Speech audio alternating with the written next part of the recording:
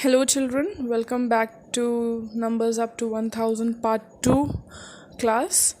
In this class, we are going to learn some new topics from the same chapter which we did last time. I hope you all are doing fine. So, without any further ado, let's start the class. Face value. Now, what is a face value? Face value of a digit is the same as digit itself. It means that if I ask you what is the face value of a particular number, what will be the answer? The answer will be the same number. In place value, as you can remember, we used to tell in which place the particular number is standing, or in which position that particular number is it in, like hundreds or tens or ones. But face value is different thing. Face value, you just have to tell the digit, you have to tell the face of the number. So like example, now if we ask what is the face value of 5 in the number 650. Now 650 is made up of 6 plus 5 plus 0, 600 plus 50 plus 0, so 650. Now 5 stands in middle, so what will the face value? Irrespective of whether 5 is standing in the first row, or 5 is standing in the second column, or 5 is standing in the third column, it has nothing to do with anything. The face value is the face of the number. So what is the face of the number here? It is 5. So 5 face value is 5. Face value of 6 in the same number 650 is 6. Irrespective of whether 6 is standing in hundreds position or tens position or ones position, the face value is just the face of the number. It is the number itself.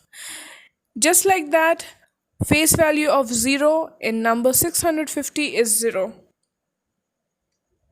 Moving forward, we'll come to some examples. Now in the example number 1, 458.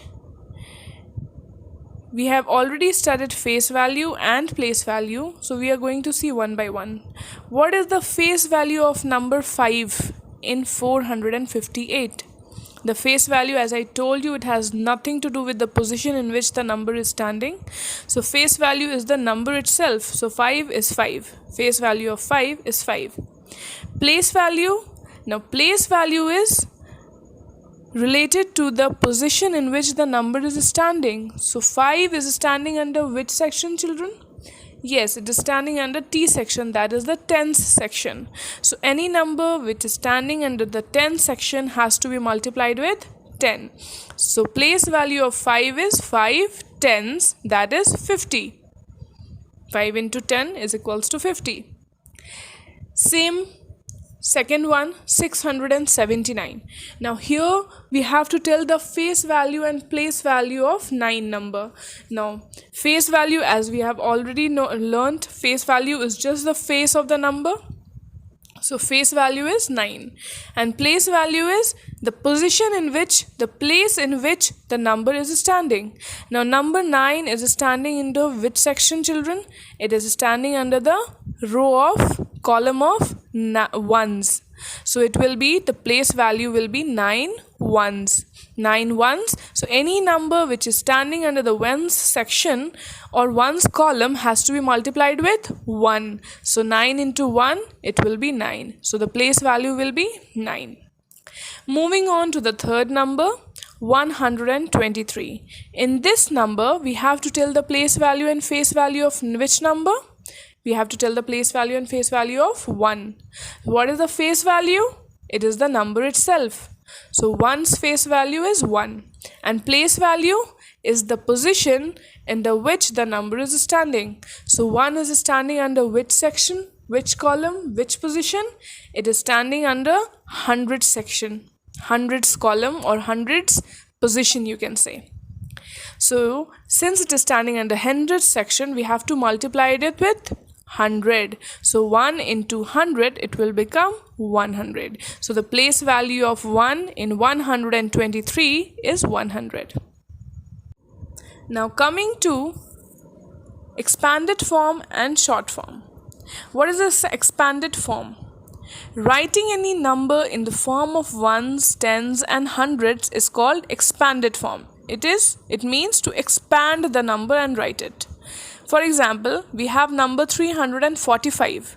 So how we will write the number 345 in an expanded form?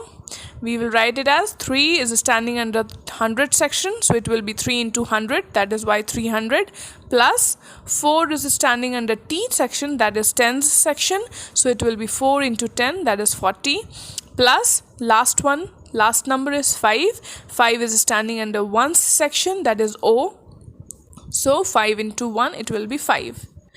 Or you can say it like that, place value, or the expanded form you can write it like this also, 3 hundreds, 4 tens and 5 ones. Now coming to the short form, what is a short form? The number written in the standard form is said to be a short form.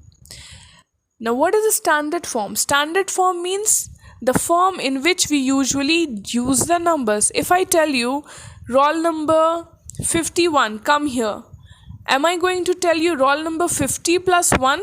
No, I'm just going to tell you roll number 51. So 5 and 1, I'm going to denote the number 51. So that is the short form. It means standard form, which means that normally in our daily lives we use the number in short forms. We don't use the number in expanded form. Shortly we just tell the number, okay, I want 300 kgs of rice. So I'm not going to tell you 300s plus 0 tens plus 0 ones kg rice. I'm going to tell you just 300 kg rice. Understanding my point? So this is why it is called standard form, the form in which we use it in a daily basis. So for example, 345 is the short form. Now coming to the examples of short form and expanded form. 554, it is written in short form, shortly, chota sa. And expanded form is the lengthy one. We expand it and write it. 500 plus 50 plus 4. Now 5, the first 5 is in the place of 100, that is why 5 into 100, that will be 500. The second 5 is in the place of tens, that is T, so it will be 5 into 10, that is 550.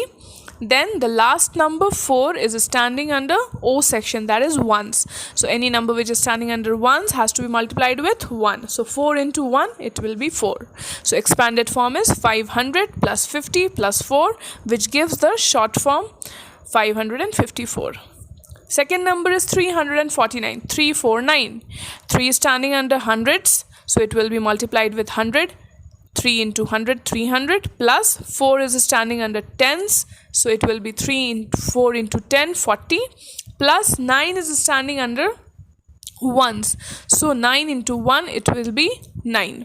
So the number will be 300 plus 40 plus 9, which will give us 349. The third number is 678, short form is 678. Now to write it in the expanded form, same as we have done it earlier. 6 is standing under hundreds, so it will be 600, plus 7 is standing under tens, so it will be 7 into 10, that will be 70. Then 8 is standing under ones, so it will be 8 into 1, that is 8. So 600 plus 70 plus 8. And the last number is 507, 507. 5 is standing under hundreds section, so it will be 5 into 100, 500. Now 0 is standing under T section, so any number which is multiplied with 0, the answer is always 0. So 0 into 10, since 0 is standing under tens section, so 0 into 10, it will be 0. And lastly, 7 is standing under 1 section, so 7 into 1, 7 has to be multiplied with 1 because it's standing under 1 section. So 7 into 1, it will be 7. Thank you, children. In today's class, we'll keep it till here. In the next class, we'll move on to some other topics of numbers up to 1000. Till then, be at home and be safe. Thank you so much.